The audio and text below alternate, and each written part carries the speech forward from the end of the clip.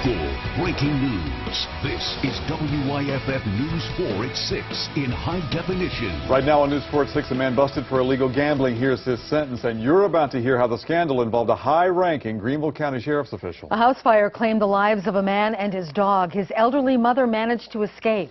An American is dead tonight in the midst of that Ebola virus outbreak overseas. 2 others are still fighting for their lives. And a lawnmower turned over and dropped the rider into a riverbed. Wait until you hear who saved him from drowning. We begin tonight, though, with the ringleader busted in that illegal gambling operation in Greenville County. WYFF News 4's Angela Rodriguez was in court today when he heard his sentence, and she joins us live tonight. Angela, what can you tell us? Well, Michael and Carol, I can tell you that Isaac Khalil was sentenced to 1 year and 1 day in prison. The government says his help led to the firing of 2 Greenville County deputies. Khalil was arrested back in November for running an illegal gambling enterprise. After his arrest, he started cooperating with the FBI. In court today, he apologized, calling gambling an easy way to make money, and Khalil will be in court again tomorrow for a bond hearing. Angela Rodriguez, WYFF News 4 Live tonight in our Spartanburg newsroom. All right, Angela, thank you. Now, during the sentencing today, Khalil's attorney revealed new information about the 2 fired deputies who allegedly helped his client avoid arrest. WYFF News 4's Tim Waller continues our team coverage. He's live and local also in our Spartanburg newsroom right now. Tim. Well, Michael, Khalil's attorney confirmed those 2 fired sheriff's officials are former Major Shay Smith as well as Sergeant David Hayes. Now, let's talk a little bit about what he said about former Sergeant David Hayes today. He said regarding Hayes, Crane told the federal court judge he received cash payments from Khalil in exchange for information about his gambling operation when it was about to be busted. Crane also said Khalil bought new furniture and made it possible for Hayes' home. Regarding Shay Smith, Crane told the judge Smith would meet with Khalil at a specified location and provide information about search warrants in exchange for cash. He also said Smith received a new truck from Khalil as well as 2 checks that would benefit Smith's daughter. Here's what Lawrence Crane had to say. Both of them at one time or another had received cash contributions from Mr. Khalil, and both of them at one time or another gave information regarding operations of the sheriff's office, which would include possibility of upcoming raids on the gambling operations. And late today, this statement from Greenville County Sheriff Steve Loftus. He said Mr. Khalil is a convicted felon, a slick con man, and a polished liar with a criminal record stretching back 30 years. And I'm paraphrasing here. He asked the people of Greenville County to trust him and his office as they dig deeper into this investigation. He says eventually all the facts will be known. We did reach out to Major Shay Smith as well as former Sergeant David Hayes today. Unsuccessfully, we've not heard back from them. Tim Waller, WYFF News 4, live in Spartanburg. Tim, thank you. Happening now, there's a search going on for 2 escaped inmates in western North Carolina. Calvin and Philip Metcalf were being held in McDowell County Detention Center on breaking and entering and larceny charges. A detective from Avery County was transporting them when dispatchers tell us the 2 inmates overtook the detective, stole his service revolver, and held him at gunpoint. Dispatchers say the inmates then escaped in a gray extended cab Dodge Ram pickup truck.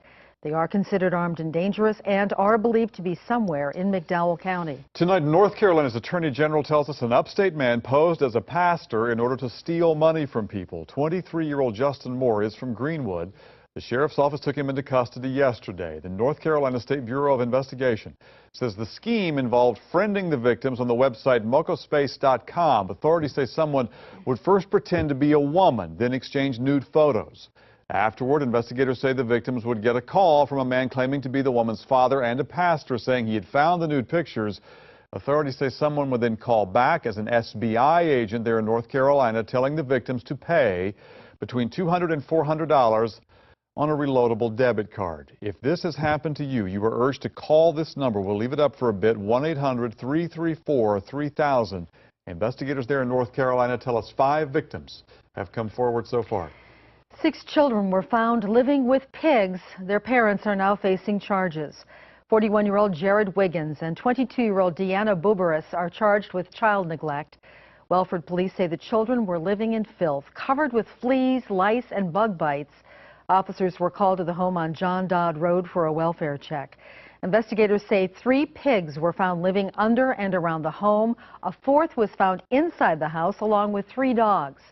Police also say there were insects found throughout the home. The children were put into protective custody, taken to the hospital to be checked out. An elderly woman with dementia has lost her home and her son is dead tonight after a house fire this morning. This happened around 5 this morning on Aspen Court. This is in Asheville. The woman's dog woke her up and she was able to crawl out a back room window. The dog later got out, but the woman's 57-year-old son, Frederick Williams, and another dog both perished in the fire. The chief tells us there is a lesson in this for all of us. Most of your fires are early morning fires. People are still awake, still asleep, or just still in that slumber, waking up. Make sure you have working smoke detectors. Check them often. The woman, we're told, will stay with neighbors for the time being, and she is getting money for clothing and replacement medications from the American Red Cross.